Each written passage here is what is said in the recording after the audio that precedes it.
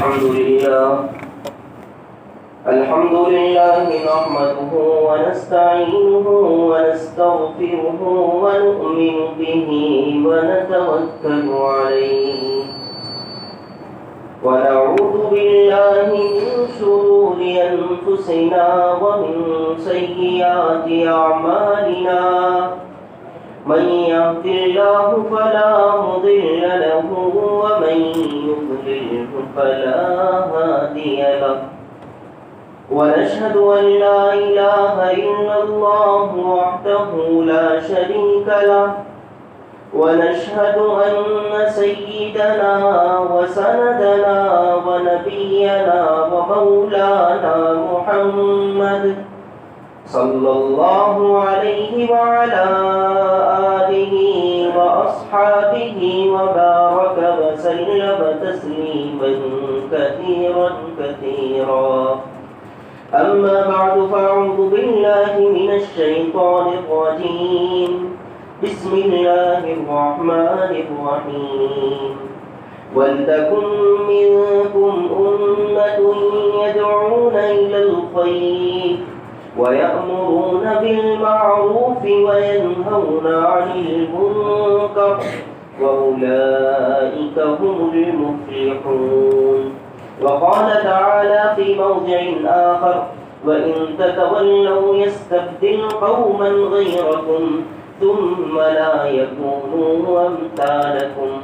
صدق الله العظيم وصدق رسوله النبي الأمي الكريم ونحن على ذلك لمن الشاهدين والشاكرين والحمد لله رب العالمين. اللہ سے کرے دور تو تعلیم بھی فتنہ، اللہ سے کرے دور تو تعلیم بھی فتنہ، املاک بھی اولاد بھی جاگیر بھی فتنہ. اللہ سے کرے دور تو تعلیم بھی فتنہ، املاک بھی اولاد بھی جاگیر بھی فتنہ. ناحق کے لیے اٹھے تو شمشیر بھی فتنہ، شمشیر ہی کیا نعرہ تکبیر بھی فتنہ.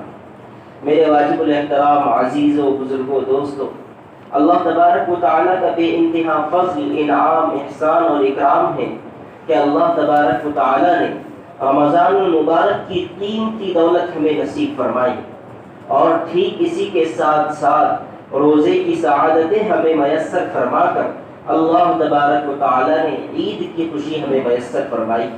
یہ اللہ تبارک و تعالیٰ کا انتہائی فضل انعام اور اس کا احسان ہے. آج کی ہماری یہ مجلس کچھ اہم عنوانات پر بیانات کے سلسلے میں رکھی جا رہی ہے. دراصل اللہ تبارک و تعالی نے جب اس کائنات میں ہمیں بھیجا تو ہمیں دو جنسوں میں بانٹ دیا. نمبر 1 مرد اور نمبر 2 عورت. مرد جو ہے باہر کی ذمہ داریاں سنبھالتا ہے اور عورتیں اندرونی ذمہ داریاں سنبھالتی ہیں. اس طریقے سے یہ نظام عالم پورے طور پر چل رہا ہے اور چل رہا ہے، چلے گا انشاءاللہ آئندہ. اسلامی تعلیمات اس چیز کا تقاضا کرتی ہے کہ ہر ایک کو اس کی جگہ پر رکھا جائے، نہ یہ کہ مرد گھر میں بیٹھے اور عورتیں کمانے کے لیے جائیں، اور نہ ہی اسلام اس چیز کا تقاضا کرتا ہے کہ عورتیں جو ہے باہر گھومنے لگیں. اسلام چاہتا ہے کہ پورے طور پر جس طریقے سے حکم دیا گیا ہے اس طریقے سے عمل درآمد کیا جائے. دراصل اسلام نام ہے ماننے کا، اسلام نام ہے ماننے کا، اور جتنا کہا گیا اتنا کرنے کا، اور جو کہا گیا وہ کرنے کا. اس کا نام اسلام. ایمان اور اسلام اس کا نام ہے کہ جو کہا گیا وہ کرو، جتنا کہا گیا اتنا کرو. ہم سے کہا گیا تھا کہ بھائی ایک روزے سے لے کر 29ویں تاریخ تک ہمیں روزہ رکھنا ہے، تو ہمیں روزہ رکھنا ہے. اب ہم کو کہا گیا ہے کہ روزہ افطار کرنا ہے، روزہ ختم کر دینا ہے، تو اب ہمیں ختم کرنا ہے. اگر کوئی یہ کہے کہ بھائی روزہ رکھنا بہت اچھی بات ہے، اللہ تعالیٰ کا مقرب بندہ بن جاتا ہے آدمی اس سے ایسا ویسے، تو کہا جائے گا کہ بھائی اسلام نام اس چیز کا ہے کہ آپ کو کہا گیا تھا 1 تاریخ سے لے کر 29 تاریخ تک روزے رکھنا، آپ نے رکھ لیا، بات ختم ہو گئی. آج آپ سے کہا گیا کہ روزہ نہیں رکھنا تو نہیں رکھنا ہے. تو ٹھیک اسی طریقے سے نماز کا مسئلہ ہے کہ عین طلوع کے وقت، جب طلوع آفتاب ہو رہا ہو، جب زوال ہو رہا ہو، جب غروب ہو رہا ہو، اس وقت میں نماز نہیں پڑھ سکتے۔ اگر کوئی یہ کہے کہ بھائی ہم جو ہے نماز پڑھ رہے ہیں، یہ بہت ثواب کا کام کر رہے ہیں، تو آپ سے کہا جائے گا کہ بھائی آپ نے اسلام اور ایمان کے ڈیفینیشن کو سمجھا نہیں ہے۔ اسلام اور ایمان کا ڈیفینیشن یہ ہے کہ جو کہا گیا وہ کرو اور جتنا کہا گیا اتنا کام کرو۔ تو دراصل ایمان اور اسلام یہ بات یہ چل رہی تھی کہ اللہ تبارک و تعالیٰ نے ہر ایک کے کام کو بانٹ دیا ہے۔ جس طریقے سے اسلام چاہتا ہے کہ ہر چیز سلیقے کے ساتھ ہو، اسلام نے ہم کو بتایا کہ بولنا کس طریقے سے ہے، اسلام نے ہمیں بتایا چلنا کس طریقے سے، اسلام نے ہمیں کنگھی کرنے کا طریقہ بتلایا کہ کنگھی کب کرنا ہے، تو اسلام نے ہر طریقہ ہمیں بتلایا، چھوٹے سے لے کر چھوٹے اور بڑے سے لے کر بڑے تک ہر چیز کا طریقہ میرے اور آپ کے آقا جناب نبی کریم صلی اللہ علیہ وسلم نے ہمارے سامنے رکھ دیا ہے۔ قرآن کریم میں اللہ تبارک و تعالیٰ فرماتے ہیں وَمَا يَنطِقُ عَنِ الْهَوَىٰ إِنْ هُوَ إِلَّا وَحْيٌ يُوحَىٰ، کہ نبی علیہ الصلوۃ والسلام اپنے دل کی بات نہیں کرتے ہیں، یعنی جو دل میں آیا کہہ دیا، ایسا نہیں ہے، بلکہ آپ صلی اللہ علیہ وسلم جو بات کرتے ہیں وہ تو اللہ کی جانب سے وحی ہوتی ہے جو کہ آپ صلی اللہ علیہ وسلم بات کرتے ہیں۔ آپ صلی اللہ علیہ وسلم نے یہ تعلیمات دی ہے کہ جب عورتیں گھر سے نکلے تو پردے کے ساتھ نکلے، نہ یہ کہ غیر مہذب طریقے سے جسم کو جو ہے لوگوں کے سامنے بتاتے ہوئے نکلے۔ اسلام یہ چاہتا ہے کہ عورت رہے، پردہ رہے، اس لیے کہ جو چیز جتنی پاکیزہ رہتی ہے اس کو اتنی ہی پردے میں رکھا جاتا ہے۔ تو اسلام نے عورت کو بہت زیادہ عزت دی ہے، اس لیے فرمایا گیا کہ بھائی عورت کو پردے میں رکھنا ہے۔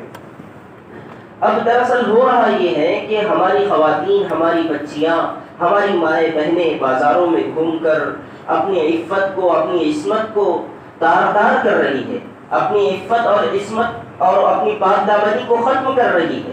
یہ کیوں ہو رہا ہے؟ اس کی اصل وجہ گھر کے مرد ہے۔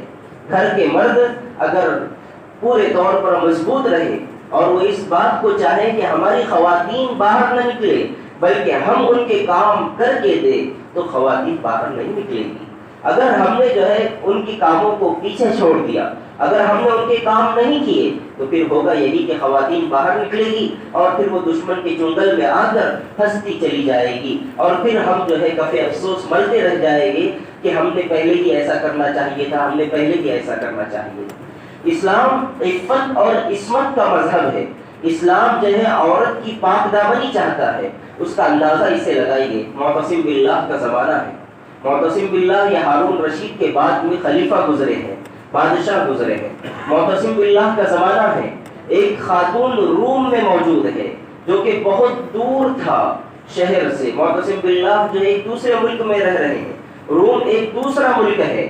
اس خاتون نے وہاں ندا دی، وہاں معتصمہ کہ اے معتصم میرا کیا حال ہو رہا ہے، تجھے تو میری پرواہ نہیں۔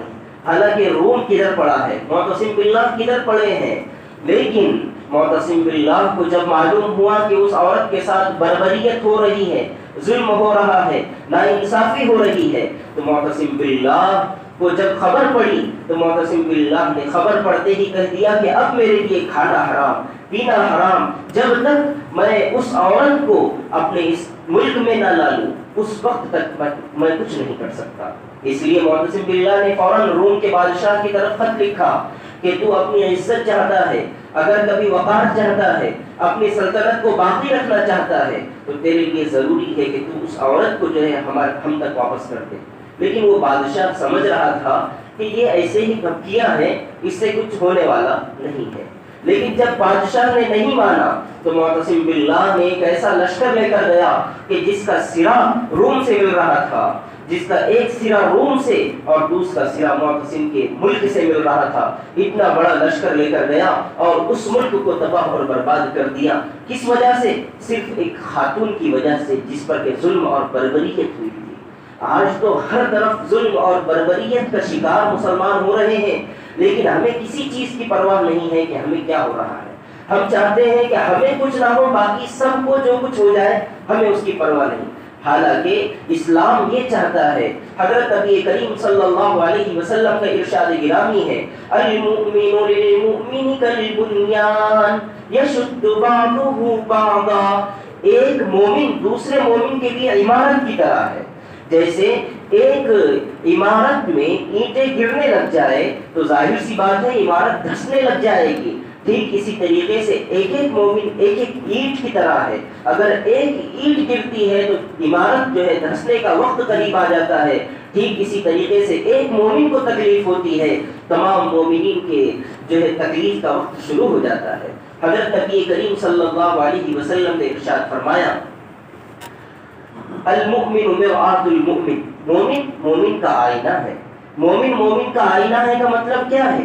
مومن جب ہم آئینے میں دیکھتے ہیں تو آئینہ کیا کرتا ہے؟ جسے دیکھ رہا ہے اسی کی صورت بتاتا ہے، دوسرے کی صورت نہیں بتاتا ہے۔ آئینہ دوسرا کام کیا کرتا ہے؟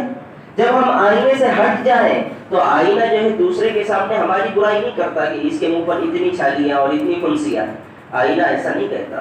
ٹھیک مومن کی یہی علامت ہے کہ مومن جب کسی میں کوئی عیب دیکھتا ہے تو وہ اسے ہی کہتا ہے، کسی دوسرے کو نہیں کہتا، اس لیے کہ اگر مجھ میں کوئی عیب دیکھو تو مجھے ہی کہو، اس لیے کہ اصلاح بھی مجھے ہی کرنی ہے، کسی اور کو نہیں۔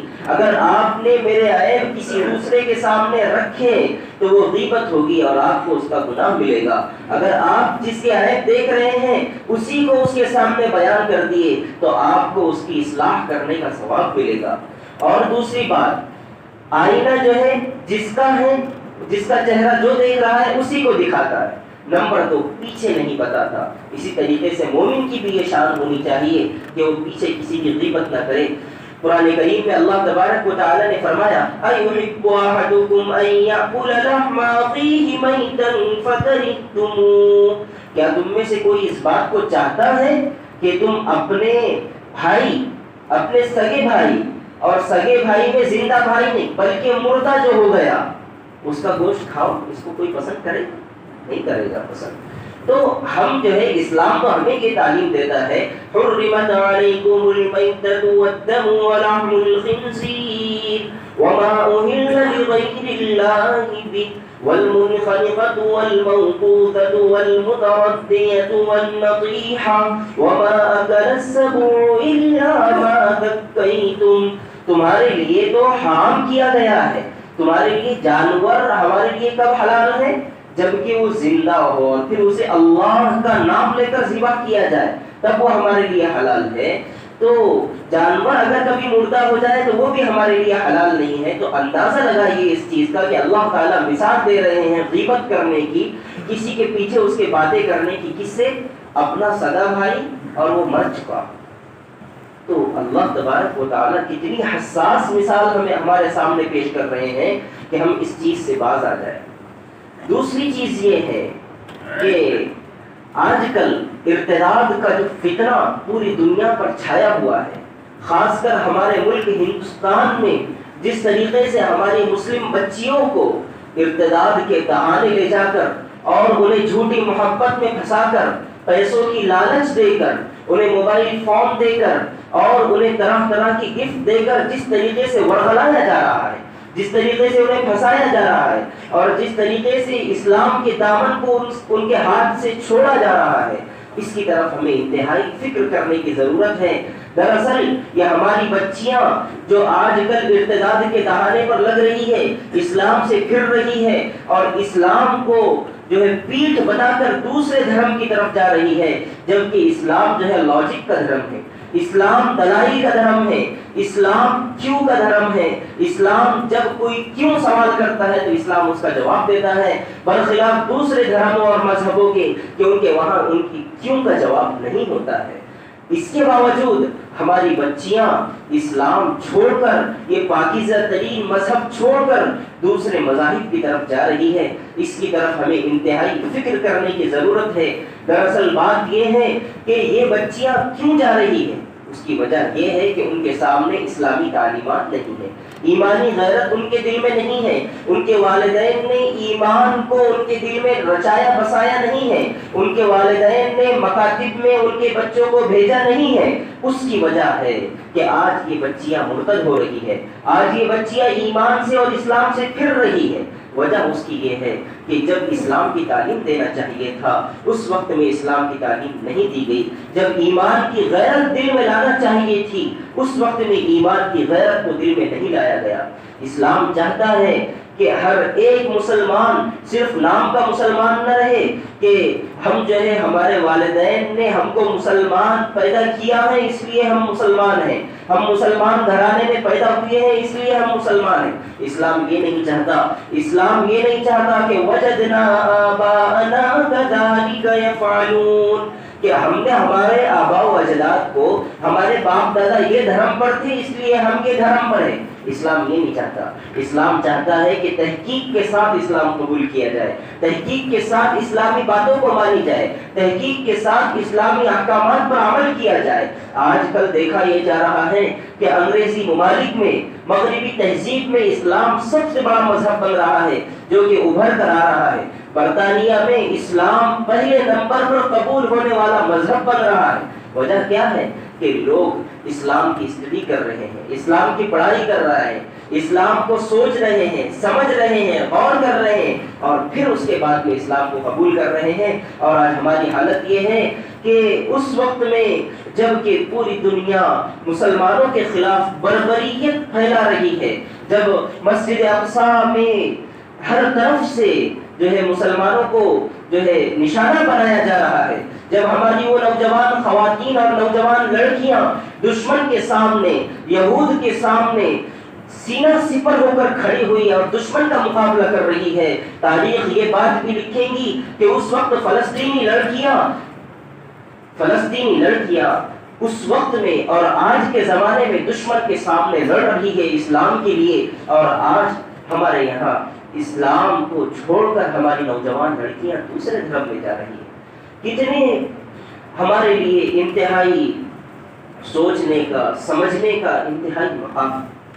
ضرورت اس چیز کی ہے کہ ہم جو ہے ان لڑکیوں پر قابو رکھیں، اور اس چیز کا ارتداد کا سب سے بڑا سبب آج کل دو چیزیں ہیں۔ نمبر ایک غربت یعنی غریبی، اور نمبر دو موبائل۔ یہ دو چیزیں ارتداد کا سبب بن رہی ہیں۔ تیسری چیز اگر میں یہ کہوں کہ بچیوں کو تعلیم کی ضرورت نہ ہونے کے باوجود انہیں کالجز میں پڑھانا اور ان کی پوری طور پر نگرانی نہ کرنا، یہ ایک تیسرا اہم سبب ہے جسے ہم بھول رہے ہیں کہ یہ سبب بھی انتہائی اہم ہے کہ ہماری بچی اکیلی کالج جا رہی ہے، اکولا جا رہی ہے، اور ہمیں اس کی کوئی فکر نہیں ہے کہ ہماری بچی وہاں جا کر کیا کر رہی ہے، اس کو کیا کرنا چاہیے، اس کی عفت اور عصمت محفوظ ہے بھی یا نہیں۔ دیکھا تو یہ جا رہا ہے کہ ایک بچی یہاں غوث رحمت اسکول سے ہو کر اپنے گھر باغوان پورا جا رہی ہے یا ادھر جا رہی ہے، اور پورے یہاں سے لے کر وہاں تک پورے طور پر وہ موبائل میں مصروف ہے اور اسے کسی چیز کی پرواہ نہیں ہے، وہ تو اپنے فون پر بات کرتے بھی جاتی ہے۔ ایک مسلم لڑکی کی حالت یہ ہے تو اندازہ لگائیے کہ کتنی بری حالت ہمارے یہاں بنتی جا رہی ہے۔ ہم سوچ رہے ہیں، ہم سمجھ رہے ہیں کہ باہر کے لوگوں میں اختلاف پھیل رہا ہے، ہمارے یہاں نہیں پھیلا۔ ہمارے یہاں بھی 3-4 واقعات ہو چکے ہیں۔ ہمیں اس چیز کو انتہائی سیریس لینے کی ضرورت ہے کہ ہم جو ہے اس ارتداد کے فتنے کو کس طریقے سے ختم کر سکتے ہیں۔ جس کی بچی ہمیں دکھ رہی ہے تو اس کی اصلاح کرنا ہماری ذمہ داری ہے۔ قرآن کریم میں اللہ تعالیٰ نے فرمایا وَلْتَكُن مِّنكُمْ أُمَّةٌ يَدْعُونَ إِلَى الْخَيْرِ وَيَأْمُرُونَ بِالْمَعْرُوفِ وَيَنْهَوْنَ عَنِ الْمُنكَرِ، کہ دراصل بات یہ ہے کہ تم میں ایک جماعت ایسی ہونی چاہیے جو لوگوں کو بھلائی کا حکم کرے، لوگوں کو برائیوں سے روکے، انہیں امر بالمعروف نہیں عن المنکر کہے۔ یہ انتہائی ضروری ہے۔ ہم چاہیں کہ ہمارا ہم دیکھیں گے، دوسرے دوسرا دیکھیں گے، ایسا نہیں ہے۔ قرآن کریم میں اللہ تبارک و تعالیٰ نے فرمایا کہ دراصل تم کو خیر امت، بہترین امت اسی وجہ سے بنایا گیا ہے کہ تم لوگوں کو بھلائی کا حکم کرتے ہو، تم لوگوں کو برائیوں سے روکتے ہو. کنتم خیر امۃ اخرجت للناس تأمرون بالمعروف وتنہون عن المنکر. تم بہترین امت اس وجہ سے ہو کہ تم لوگوں کو بھلائی کا حکم کرتے ہو، برائیوں سے روکتے ہو. امر بالمعروف نہی عن المنکر تمہارا ایک خاص تمغہ بنا ہوا ہے، ایک خاص اعزاز تم کو دیا گیا ہے. اس لیے ضرورت اس چیز کی ہے کہ ہم امر بالمعروف اور نہی عن المنکر کریں. ہم جو ہے ظاہر سی بات ہے کہ آج کل مسلمان پورے طور پر جگڑے ہوئے ہیں. قرآن کریم میں اللہ تعالیٰ نے ہمارا جو ہے اس چیز کا تذکرہ کیا ہے. وَأَنْتُمُ الْأَعْلَوْنَ إِن كُنتُم مُؤْمِنِينَ. تم ہی سربلند رہو گے، تم ہی اونچے رہو گے، اور تمہیں خلافت دی گئی ہے، تم ہی بادشاہ رہو گے. ان کنتم مؤمنین، شرط لگا دی کہ اگر تم مومن رہو گے تبھی تم بادشاہ بنو گے، اگر مومن رہو گے تبھی تم خلیفہ بنو گے، اگر مومن رہو گے تبھی تمہارے ہاتھ میں یہ پوری دنیا ہوگی. میرے نبی علیہ الصلوۃ والسلام کو دیکھیے کہ 23 سال کے عرصے میں 23 سال، آج جو ہے ہم نے اپنی زندگی کے کتنے سال گزار لیے ہیں اندازہ ہے اس چیز کا. لیکن میرے نبی علیہ الصلوۃ والسلام کو دیکھیے 23 سال کا عرصہ، صرف اور صرف 20 اور 3 سال میں آپ صلی اللہ علیہ وسلم کی محنت، قرآن، لگن، فکر، آپ کی دعائیں کتنی کارگر ثابت ہوئی کہ دنیا کے چپے چپے پر اسلام پھیل گیا 23 سال میں. آج ہماری زندگی کو کتنے سال ہو گئے؟ کوئی 50 سال، کوئی 20 سال، کوئی 30 سال، کوئی 40 سال. لیکن ہماری وجہ سے کوئی اتنا بڑا اختلاف پیدا ہوا؟ ہم میں تو اتنی سخت نہیں ہے کہ ہم اپنے گاؤں میں انقلاب پیدا کر سکے. لیکن آج ہم عزم کریں، ہمت کریں، ارادہ کریں کہ ہم جو ہے اپنے گاؤں میں انقلاب لائیں گے، بچیوں کو ارتداد سے بچائیں گے. تعلیم بھی دینا ضروری ہے، لیکن تعلیم کے ساتھ ساتھ اپنی بچیوں کو ایمان پر باقی رکھنا، ان کی عفت کی، عصمت کی، پاک دامنی کی حفاظت کرنا، یہ بھی انتہائی ضروری ہے. اللہ سے کرے دور تو تعلیم بھی فتنہ. اس سے پہلے یہ شعر کہا گیا، اللہ سے کرے دور تو تعلیم بھی فتنہ، املاک بھی، اولاد بھی، جاگیر بھی فتنہ. ناحق کے لیے اٹھے تو شمشیر بھی فتنہ، شمشیر ہی کیا نعرہ تکبیر بھی فتنہ. اگر کبھی ناحق کے لیے ہر چیز ہو رہی ہے تو سب کا سب فتنہ ہے. قرآن کریم میں اللہ تعالیٰ نے فرمایا انما اموالکم واولادکم فتنہ. تمہاری مال، تمہاری اولاد، یہ سب کے سب فتنے کا باعث ہے، اور یہ سب کے سب فتنے میں مبتلا کرنے والی چیزیں ہیں. تو ضرورت اس چیز کی ہے کہ ہم اپنی بچیوں کو ارتداد سے محفوظ رکھیں، ہم اپنی بچیوں کی پورے طور پر حفاظت کریں، نہ یہ کہ ہم اپنی بچیوں پر اعتماد کرتے ہوئے انہیں چھوڑ دیں. بات دراصل یہ ہے کہ آج کل منظم سازش کے تحت، منصوبہ بندی کے خاطر، اور اس طریقے سے نوجوان ہندوؤں کو اس چیز میں ملوث کیا جا رہا ہے کہ وہ مسلم بچیوں کو کسی طریقے سے بہلا کر، پھسلا کر، کالجز میں جا کر اور طرح طرح سے ان کی مدد کر کے، تعاون کر کے انہیں کفر کی طرف لایا جائے. اور ہماری وہ بچیاں کفر کی طرف چلی بھی جا رہی ہیں. وجہ اس کی یہ ہے کہ ہمارے سامنے بہت بڑے بڑے 3 چیلنج ہیں. نمبر 1 غربت، غریبی کا چیلنج. نمبر 2 بچیوں کو موبائل دینے کا چیلنج.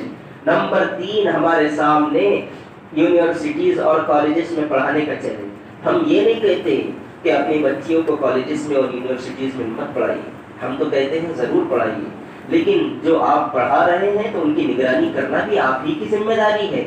کسی اور کوئی اور ذمہ داری نہیں لے رہا ہے. آپ جس کالج میں اور جس اسکول میں اور جس یونیورسٹی میں جو ہے بچوں کو پڑھا رہے ہیں، بات یہ ہے کہ وہاں پڑھانے والے کیا آپ کے ہم مذہب ہیں؟ کیا آپ کی ان سے ملاقات ہوئی ہے؟ کیا وہ جو ہے آپ کی بچی کی گارنٹی لے رہے ہیں؟ کیا وہ بس ڈرائیور جو بس میں آپ کی بچی روزانہ آ رہی ہے اور جا رہی ہے، کیا اس نے گارنٹی لیا ہوا ہے کہ وہ آپ کے بچے کی عفت کی، عصمت کی اور پاک دامنی کی حفاظت کرے گی؟ بالکل نہیں لیا ہوا. تو کس نے ہمارے بچی کی حفاظت کی ذمہ داری لی ہوا ہے، اور کس نے ہمارے بچے کی پاک دامنی کو محفوظ رکھا ہوا ہے؟ ہم یہ سمجھ رہے ہیں کہ ہمارے بچے ایجوکیشن حاصل کر رہے ہیں تو وہ محفوظ ہیں. ایسا نہیں ہے. اسلام اس چیز کی تعلیم دیتا ہے ان المسلمین والمسلمات والمؤمنین والمؤمنات والقانتین والقانتات والصادقین والصادقات. مسلمان مرد، مسلمان عورتیں، مومن مرد، مومن عورتیں. اسلام تعلیم یہ دے رہا ہے کہ ہر ایک مومن بنے، ہر ایک اچھا بنے، ہر ایک صبر کرنے والا بنے. تو ہمارے سامنے یہ چیلنج ہے. دراصل ہم کو اس چیلنج سے نپٹنے کے لیے ہمیں خود آگے آنا پڑے گا. ہم یہ نہیں کہہ سکتے کہ وہ لوگ جو ہے ایک بچی کو پھنسانے کے 2 لاکھ روپئے دے رہے ہیں، اچھے سے اچھا مکان بنانے کے لیے کہہ رہے ہیں، اور جو اچھی تعلیم یافتہ ہو دونوں میں سے انہیں سرکاری نوکری فراہم کرنے کے لیے کہہ رہے ہیں. اتنی بات ہم نہیں کہہ سکتے. ہمیں جو ہے اسباب اور اس کے حل ہر چیز پر نظر رکھنی ہوگی کہ ہم اس کا کیا حل نکال سکتے ہیں. ہمارے پاس اس کا کیا حل ہے؟ ہم تو یہ کہہ دیں گے کہ وہ لوگ 2 لاکھ روپے دے رہے ہیں، تو وہ تو ظاہر سی بات ہے. جو غریب آدمی ہے وہ تو کہے گا کہ چلو بھائی 2 لاکھ روپے مل گئے، اپنی بچی سروس پر لگ گئی. یہ سب چیزیں ہو گئی. لیکن ایک ایمان ایسی چیز ہے کہ ایمان کے سامنے کائنات کی تمام چیزیں ہیج اور بیکار ہے. اس لیے کہ ایمان والا اللہ کے نزدیک اتنا زیادہ پاکیزہ، اتنا زیادہ معزز اور اتنا زیادہ بالا تر ہے کہ آپ لوگوں نے حدیث سن رکھی ہوگی کہ کل قیامت اس وقت تک قائم نہیں ہوگی جب تک کہ اس دنیا میں اس روئے زمین پر اللہ اللہ کہنے والا باقی رہے گا، تب تک قیامت قائم نہیں ہوگی. تو ایک ایمان والے کی حیثیت کتنی بڑی ہے کہ اس کا اللہ اس دنیا کو باقی رکھ رہا ہے. اور ہماری خواتین، ہمارے نوجوان لڑکے اسلام سے پھر رہے ہیں. کتنا زیادہ عبرت کا مقام ہے. ہمارے سامنے جو 3 چیلنج ہے، نمبر 1 غربت، نمبر 2 موبائل، اور نمبر 3 جو ہے ہمارے سامنے جو تیسرا جو چیلنج ہمارے سامنے آیا ہوا ہے، غربت کا، موبائل کا، اور ٹھیک اسی طریقے سے کالجز اور یونیورسٹیز میں پڑھانے کا. ہم جو ہے پورے طور پر جکڑے ہوئے ہیں. ہم یہ بھی کہہ رہے ہیں، لیکن ہمیں اس چیز کو یاد رکھنا چاہیے کہ سلطنت عثمانیہ جب قائم ہوئی، 500 سال دنیا پر جن لوگوں نے حکومت کی ہے مسلمانوں نے، جب وہ لوگ جو ہے خلافت بنانے کے لیے نکلے تو ان کا ایمانی پاور، ان کی ایمانی طاقت اتنی مضبوط تھی اور ان کے پاس کوئی ہتھیار نہیں تھے. لوگ ان سے کہنے لگے کہ تم لوگ کیسے مقابلہ کرو گے ان لوگوں کا، تمہارے پاس تو کچھ بھی نہیں ہے. تو وہ کہنے لگے ان کانت قوتنا لا تکفیہم فایماننا یکفیہم. اگر یہ دشمنان دین مشرکین کی قوتیں اتنی ہے کہ ہم ان کی قوتوں کا مقابلہ نہیں کر سکتے، لیکن ہمارا ایمان اتنا مضبوط ہے کہ ہم ہمارے ایمان کے ذریعے سے ان کا مقابلہ کر سکتے ہیں. دنیا کمزوروں کے ساتھ کھڑی نہیں رہتی ہے، دنیا طاقتوروں کے ساتھ کھڑی رہتی ہے. تاریخ اس بات پر گواہ ہے، جو اپنے آپ کو طاقتور بنائے گا دنیا اس کے ساتھ کھڑی رہے گی. آپ کو یاد نہیں ہے جب 313 صحابہ تھے، نہتے 313 صحابہ، ان کے پاس نہ لڑنے کے لیے بہت زیادہ ہتھیار، نہ جنگی گھوڑے، کچھ بھی نہیں تھے. سامنے 1000 کا مجمع ہے، لیکن 313 نے جب اپنی ایمانی قوت کو اور ایمانی طاقت کو مضبوط کیا اور وہ اپنے قدم پر کھڑے ہوئے اور انہوں نے اس بات کو پرعزم بنایا کہ ہم طاقت والے ہیں، ہم قوت والے ہیں، تو دنیا ان کے سامنے ریز ہو گئی. وجہ اس کی کیا ہے؟ ان لوگوں نے سمجھ رکھا تھا کہ بھائی دراصل قوتیں ہمارے پاس نہیں، قوتیں دینے والی ذات صرف اور صرف اللہ کی ہے. اللہ کے علاوہ اس کائنات میں قوت دینے والا کوئی نہیں ہے. آج ہم نے اپنے آپ کو کمزور سمجھ لیا ہے، اپنے آپ کو ہم لاغر سمجھ رہے ہیں. ہم یہ سمجھ رہے ہیں کہ ہمارے پاس کچھ نہیں ہے تو ہم کیا کریں گے. ہم سمجھتے ہیں کہ سب ان کا ہے، لیکن تاریخ تو اس بات پر گواہ ہے کہ لوگ، حکومتیں، دنیا کمزوروں کا ساتھ کبھی نہیں دیتی ہے. دنیا ہمیشہ طاقتوروں کا ساتھ دیتی ہے. اس لیے ہم کو طاقتور بننا چاہیے تاکہ ہر ایک ہمارے سامنے گھٹنے ٹیکنے پر مجبور ہو جائے. راہ کے پتھر کو چکنا چور ہونا چاہیے. راہ کے پتھر کو چکنا-چور ہونا چاہیے، وار چاہے ایک ہو بھرپور ہونا چاہیے۔ صرف اتنا ہی نہیں، صرف اتنا ہی نہیں، وہ ہاتھ اپنے ٹیک لے، صرف اتنا ہی نہیں، وہ ہاتھ اپنے ٹیک لے، وہ ہمارے سامنے مجبور ہونا چاہیے، تب جا کر بات بنے گی، تب جا کر ایمانی قوت ہماری مضبوط ہوگی۔ تو سب سے پہلی چیز جو ہے ہمارے سامنے ہے موبائل۔ موبائل ایک ایسی چیز ہے کہ چاہے ہم گھر میں جتنا دینداری کا ماحول پیدا کر لیں، چاہے جتنا دینداری کا ماحول بنا لے، لیکن ہم کو تو اکثر ایسے ہیں کہ جن کے یہاں بچیوں کے پاس موبائل ہے، بچوں کے پاس موبائل ہے، انہیں تو موبائل چلاتے ہی نہیں آتا ہے۔ یہ سب سے بڑی کمزوری ہے۔ کل قیامت کے دن اللہ تبارک و تعالی اس کے متعلق پوچھیں گے۔ حضرت نبی کریم صلی اللہ علیہ وسلم کا ارشاد گرامی ہے، کلکم راع وکلکم مسئول عن رعیتہ، تم میں سے ہر ایک ذمہ دار ہے اور ہر ایک سے اس کی ذمہ داری کے متعلق پوچھا جائے گا۔ الامام راع والمرأة راعیۃ فی بیت زوجها، کہ امام جو ہے ذمہ دار ہے کس چیز کا؟ اپنی سلطنت کے لوگوں کا۔ آدمی ذمہ دار ہے اپنے گھر کی بیوی کا، اس کے والدین کا، اس کے بچوں کا، اس کی بچیوں کا۔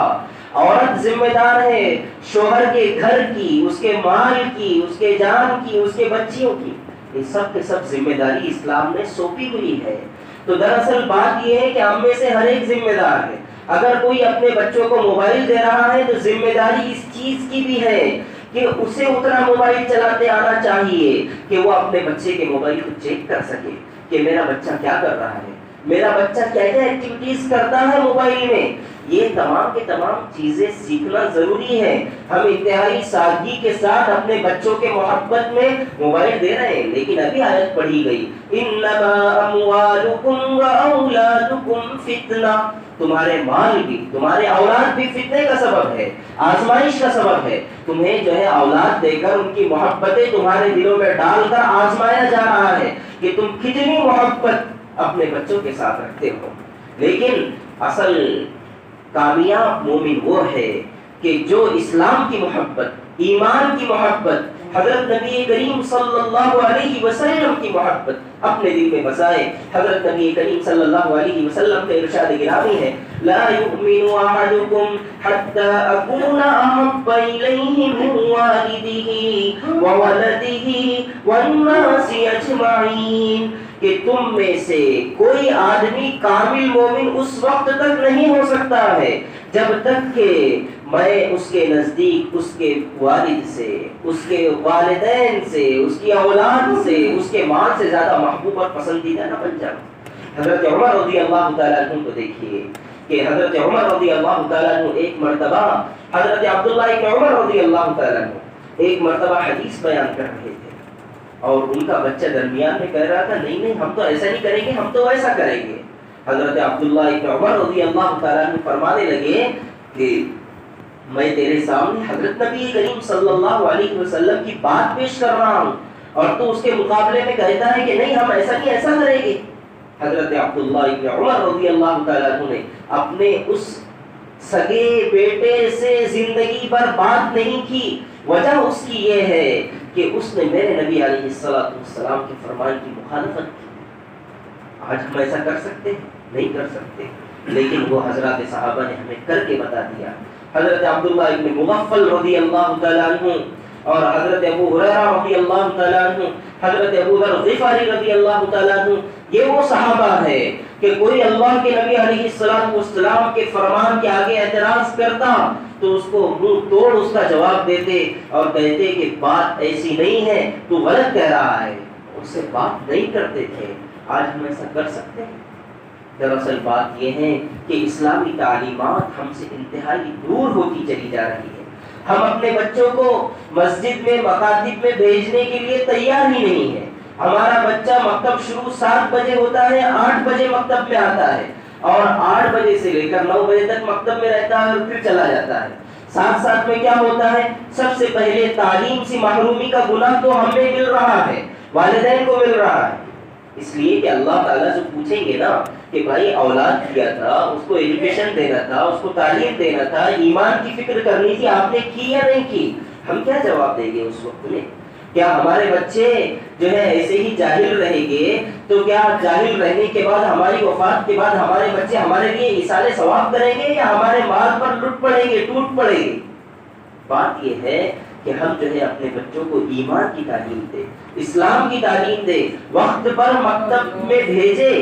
دراصل بات یہ ہے کہ ہمارے بچے جب مکتب میں جاتے ہیں تو یہاں آ کر بیٹھ جاتے ہیں، امام صاحب کو سبق سنا دیتے ہیں اور بات ختم ہو جاتی ہے۔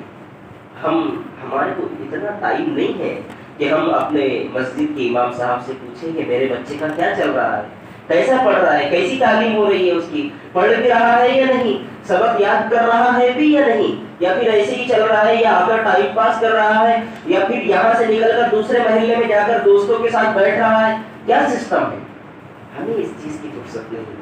کل قیامت کے دن یہ سب چیزیں تو آج چھپ جائیں گی میرے دوستوں، یہ سب چیزیں آج ختم ہو جائے گی، لیکن کل قیامت کے دن میرا اللہ اس چیز کا مجھ سے سوال کرے گا کہ تجھے اولاد جو دیا تھا، تو مکتب میں برابر بھیجتا تھا لیکن تیرا بچہ وہاں جا کر پڑھتا نہیں تھا، تو نے امام صاحب سے پوچھا تھا؟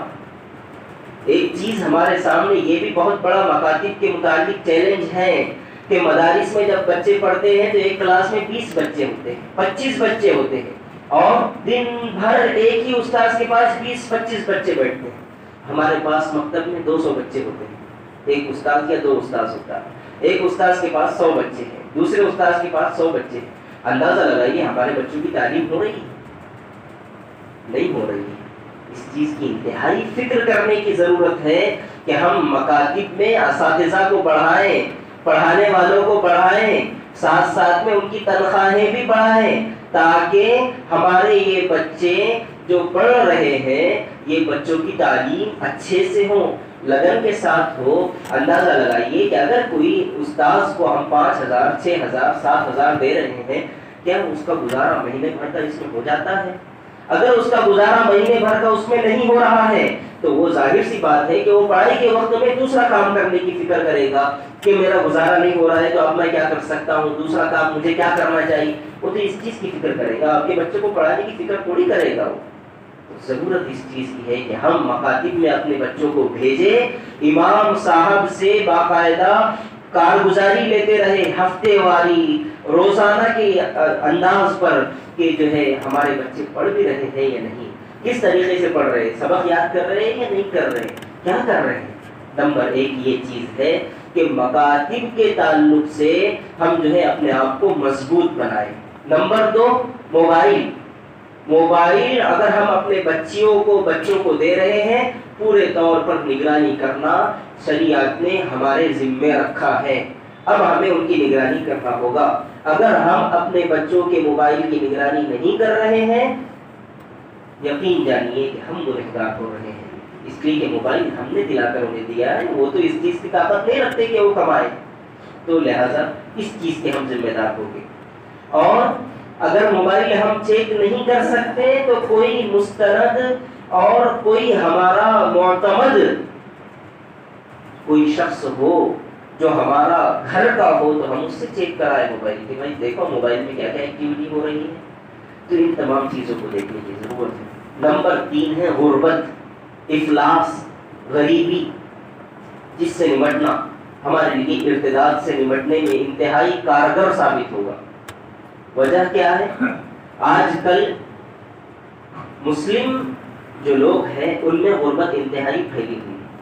مسلموں میں اکثر دیکھا یہ جاتا ہے کہ اہل سنت والجماعت سے تعلق رکھنے والے افراد، جیسے تبلیغی جماعت ہو، سنی جماعت ہو، اسلامی جماعت ہو، اہل حدیث ہو، یہ جتنے لوگ ہیں ان میں غربت زیادہ ہے بنسبت دوسرے وہ لوگ جو کہ شیعہ ہیں، بہرے ہیں، ان میں غربت نہیں۔ غربت یہ کچھ لوگوں میں ہے۔ تو وجہ کیا ہے؟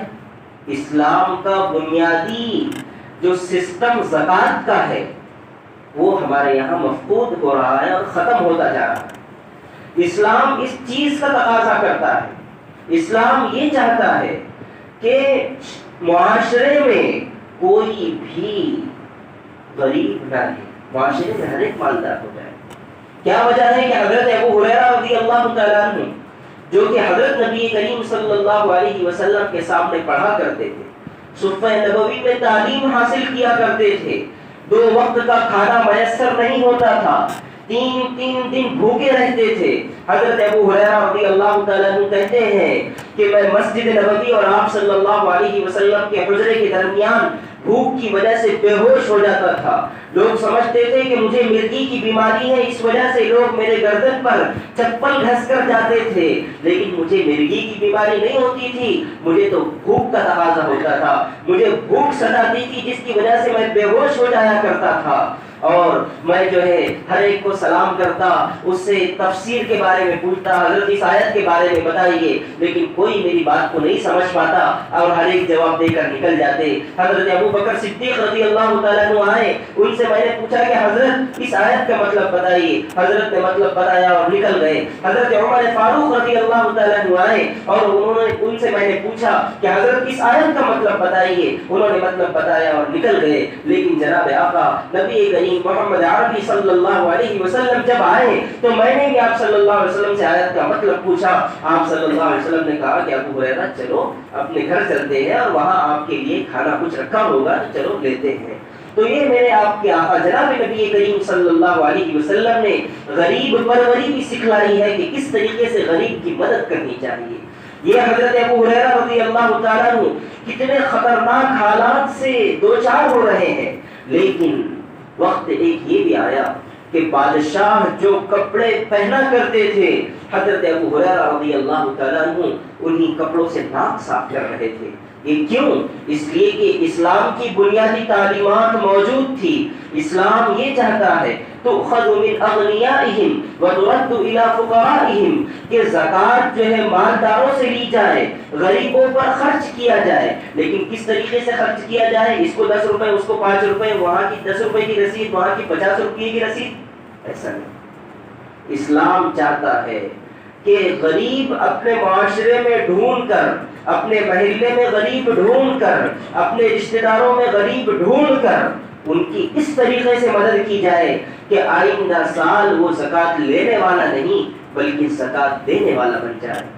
اسلام اس چیز کا تقاضا کرتا ہے کہ زکوٰۃ لینے والے کم ہو جائیں، زکوٰۃ دینے والے بڑھ جائیں۔ کیا بات ہے آج کل کہ دیکھیے سعودی عرب میں وہاں کی زکوٰۃ کہاں جا رہی ہے؟ پاکستان جاتی ہے۔ امارات، متحدہ عرب امارات کو دیکھیے، وہاں کی زکوٰۃ دوسرے ملک جا رہی ہے۔ وجہ کیا ہے؟ کہ ان لوگوں نے اسلامی سسٹم کو مضبوط کیا ہوا ہے۔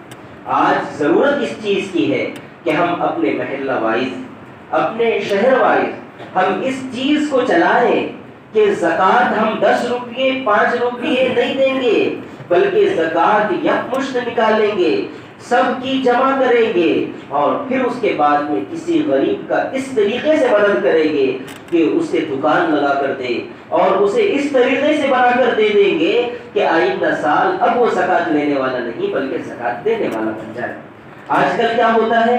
جن فقراء کو دیا جاتا ہے ہر سال ان کو ہی دیا جاتا ہے، اور وہ بیچارے انہوں نے اپنا کام بنا لیے ہیں، انہوں نے اپنا پیشہ ہی بنا لیے کہ بھائی ہم کو لوگ زکوٰۃ دیتے ہیں، ہم زکوٰۃ لینے کے حقدار ہیں، لہٰذا وہ زکوٰۃ لیتے چلے آ رہے ہیں۔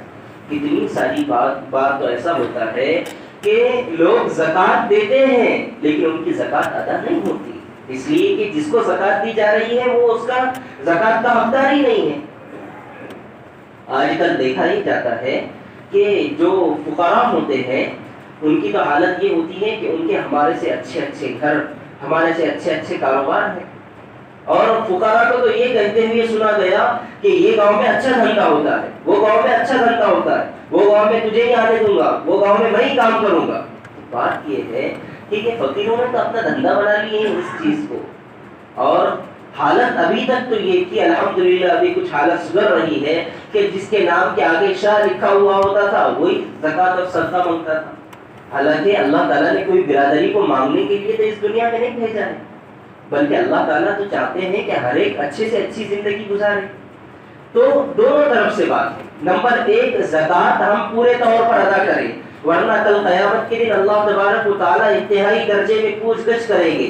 یوم یحمى علیہا فی نار جہنم فتقوی بہا جباہہم وجنوبہم وظہورہم هذا ما كنزتم لأنفسكم فذوقوا ما كنتم تكنزون.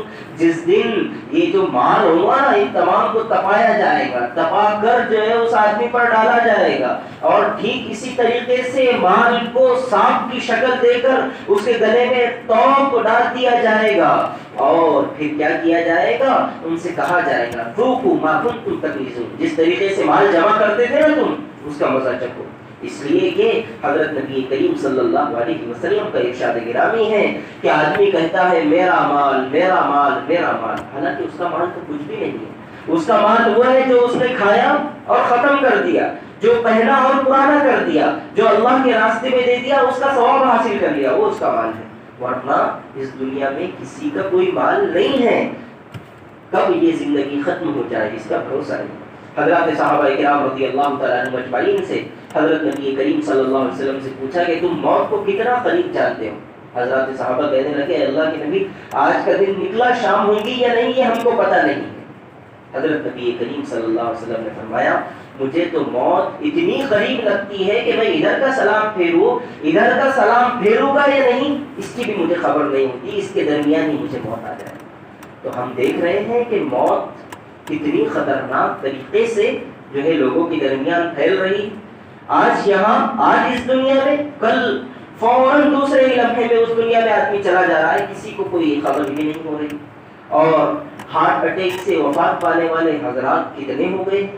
وجہ اس کی یہ ہے کہ ہم جو ہے اس چیز کو چاہیں, اس چیز میں غور کریں کہ آخرت ہماری بن جائے اور ہماری آخرت سنور جائے, ہمارا مال اللہ کے راستے میں لگ جائے. ہم اپنے مال کے متعلق علماء سے پوچھیں, مفتیوں سے پوچھیں کہ ہمارے پاس اتنا مال ہے, اس میں زکوٰۃ آتی ہے یا نہیں, ورنہ کل قیامت کے دن اللہ تبارک و تعالیٰ زکوٰۃ نہ ادا کرنے والوں کو اتنا سخت عذاب دیں گے کہ اس عذاب کو سننے سے رونگٹے کھڑے ہو جاتے ہیں. تو عذاب کو چکنے والا کیسا ہوگا. ضرورت اس چیز کی ہے کہ ہم جو ہے زکوٰۃ کو پورے طور پر ادا کریں. اللہ تعالیٰ بہت زیادہ نہیں مانگتے ہیں نا.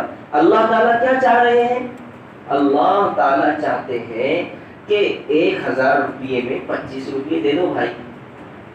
1000 میں 25 روپیے دینے کا اللہ تعالیٰ کہہ رہے ہیں. اللہ یہ نہیں کہہ رہے ہیں کہ 1 لاکھ میں تم 10,000 دے دو, بلکہ اللہ تو کیا کہہ رہے ہیں 1000 میں 25 روپیے دے دو.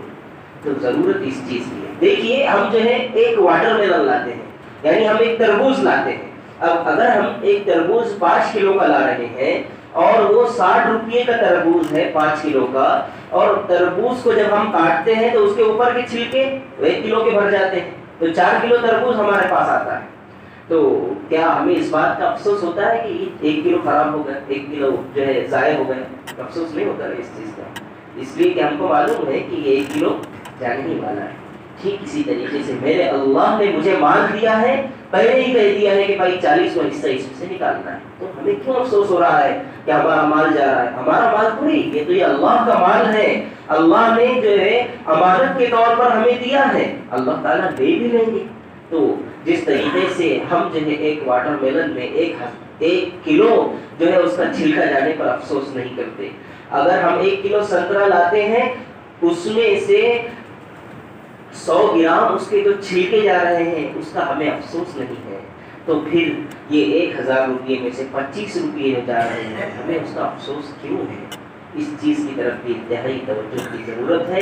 اللہ تبارک و تعالی ہمارے مسلم بچیوں کی حفاظت فرمائے, زکوٰۃ ادا کرنے کی ہمیں توفیق مرحمت فرمائے, تمام ہی طرح کے فتنے اور فسادات سے اللہ تعالی ہماری حفاظت فرمائے.